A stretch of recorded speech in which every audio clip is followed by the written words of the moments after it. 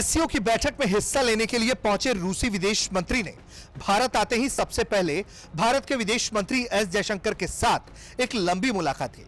4 मई को यह मुलाकात गोवा में हुई। इस मुलाकात की पहले तस्वीरें सामने आई और फिर उसके बाद कई जानकारी भी शेयर की गई है। विदेश मंत्री एस जयशंकर ने ट्वीट कर बताया कि दोनों पक्ष लगातार एक दूसरे के साथ संपर्क में जारी रहने पर सहमत हुए हैं। रूस के विदेश मंत्री सर्गेई लावरोव के साथ द्विपक्षीय, वैश्विक और बहुपक्षीय सहयोग की व्यापक समीक्षा हुई है। भारत की एससीओ अध्यक्षता के लिए रूस के समर्थन की उन्होंने सराहना भी की है। साथ ही G20 और ब्रिक्स से जुड़े मुद्दों पर भी भारत और रूस के बीच बातचीत हुई।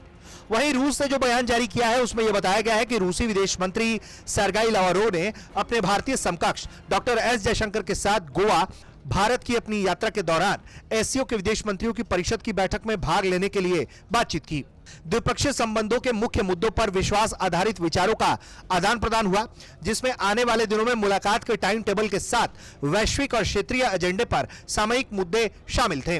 मंत्रियों ने दोनों देशों के बीच विशेषाधिकार प्राप्त रणनीतिक साझेदारी के प्रमुख क्षेत्रों में सहयोग की तेजी पर प्रशंसा की है।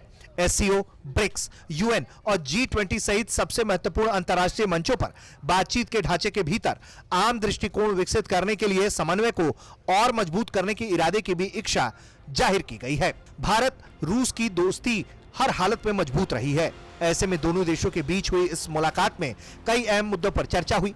यह मुलाकात इसलिए भी काफी अहम है क्योंकि पुतिन पर हमले की कोशिश के ठीक बाद भारत और रूस के बीच ये मुलाकात हुई है।